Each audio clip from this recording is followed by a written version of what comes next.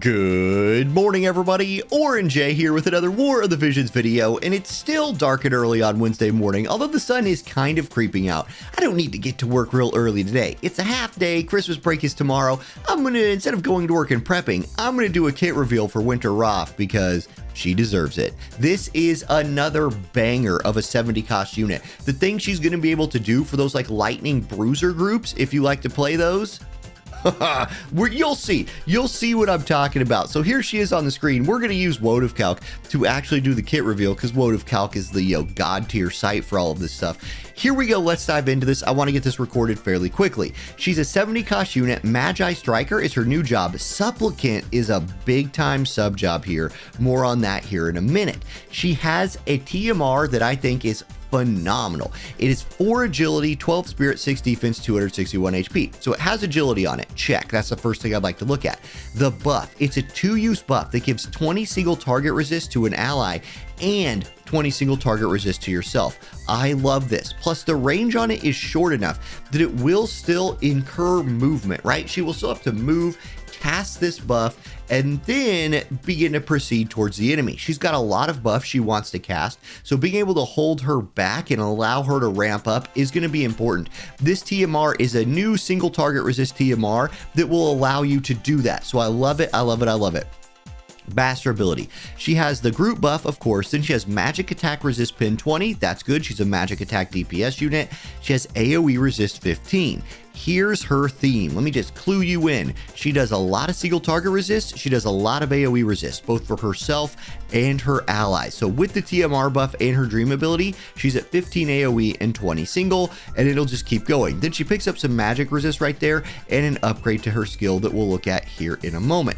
Now, for support abilities, check out special little something. It's 12 more single target resist, 12 agility, and 35 reaction block rate. It has 2 of the big 3 stats on it, single target resist and agility, and honestly reaction block rate, if it's not on that top tier of stats you're looking for, it's on the next tier down. It is so important. Then, do you want some more AoE resist? Well, she has Supplicate as a sub job, so you have access to 15 more with 15 critical hit evade.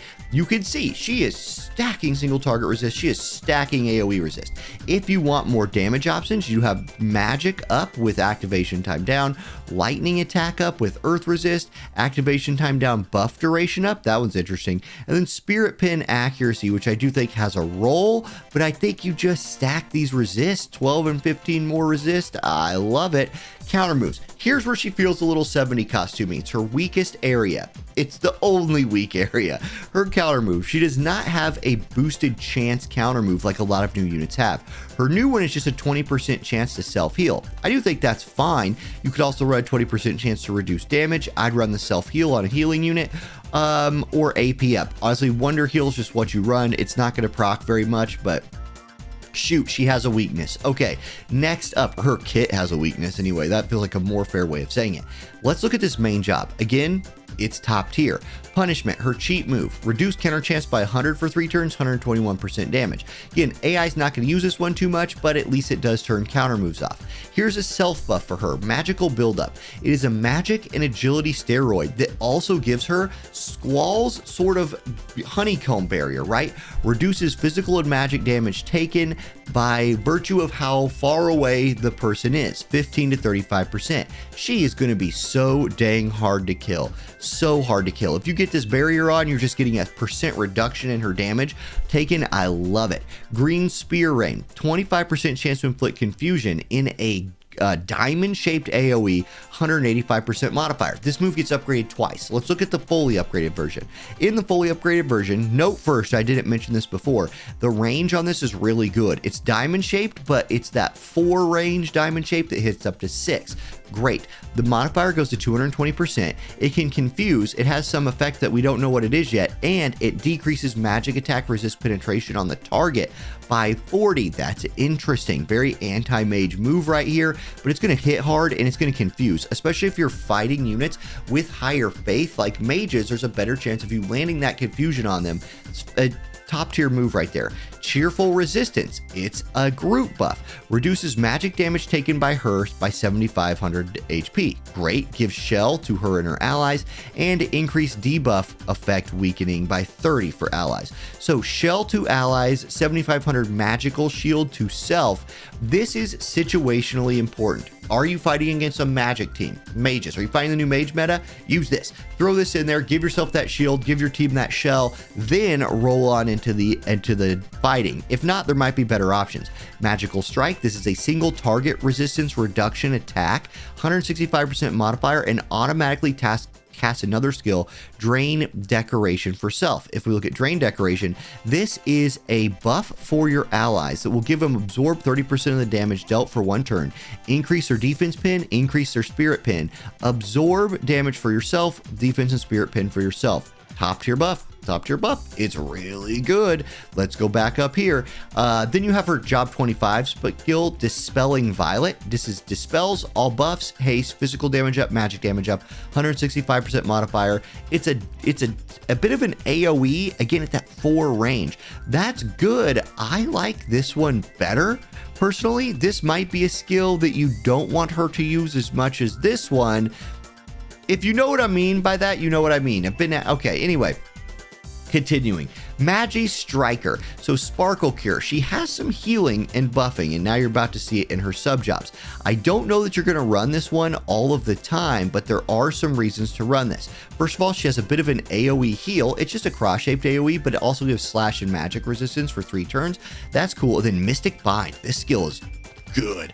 185% modifier, cross-shaped AoE. So first of all, it's immediately a bigger modifier than this one or this one. It is not as big of a modifier as the Confusion skill, but look at this, a 25% chance to inflict stop, a 25% chance to inflict immobilize, double status effect power right here.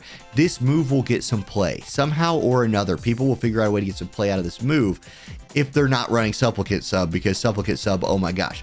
Okay, why do I say that? Here's Supplicate sub job. You have this buff right here called Rite of Refuge, a diamond-shaped AoE buff that gives 20 AoE resist to allies, critical evade 20 to allies, light resist 30, dark resist 30 to allies. You want to cast this. You want to walk to your team and drop this buff. That means with her TMR and this, she can buff both single target resist and AoE resist to more than just herself and at range. She doesn't have to walk right up on people. She can do it from a little bit of a distance. Whoa. Rite of Refuge is so good, it's hard for me to imagine like not running it on a like Lightning Bruiser team. What a support. She is a high DPS support that, like, if this was Honkai Star Rail, she's a Nihility character, she's a Harmony character, and she's a Destruction character, or whatever the Himiko type character is called. You guys know what I'm talking about. She does all of those things. She has Rune Knight, but you're not going to run that. And then her Limit Break is a 2-target, single target move, 200% modifier. She'll absorb the damage, and it's another status effect, slow, coming out. She is loaded with status effects. She's loaded with buffs. This is a phenomenally good character in my opinion. Okay, there's a card as well, Twinkling Stars Holy Knight. Here you see the stats, a little bit of spirit, magic, and HP, more AoE resist, because why not give her more AoE resist? Also gives magic and HP. The ability on it, which you can see the jobs that can use this ability right here. Dispel Shell, 3 hit, 2 cast, range 4. 165% modifier, takes on the element of the person using it. Good skill. Good skill. Very useful for PvE chaining. Then the party effects. HP up 30%, debuff weakening 20, agility 15%. Here's the list of units that can use this, and I'll just kind of scroll through it real quick. You see a lot of really good units, especially up there towards the top. If we wanted to look at just the lightning units that could run this card, if you were trying to use her in a mono lightning group, there are some good options in here, including Elia the Alabaster, Alphonse, Cloud still good, super cost limited team, Slime. Raph plus Slime is not even 100. So no matter what the cost limit is, you can go Raph, Slime, any other lightning unit you want. Lizette's a good cost limit option as well. People do like Queen. She's underrated. And Esther's due for buffs sometime, someday, somewhere. So that's the new stuff we're getting this week. Raph is worth getting IMO. Lightning's is creeping back up. I know Earth is still really good, and that definitely is a kink in Lightning's armor, just how much Earth you're going to see, but Lightning is hyper competitive right now, and they get this banger of a 70 cost unit. Okay, I gotta go to work. I'll see you guys later. Have a good one. Peace.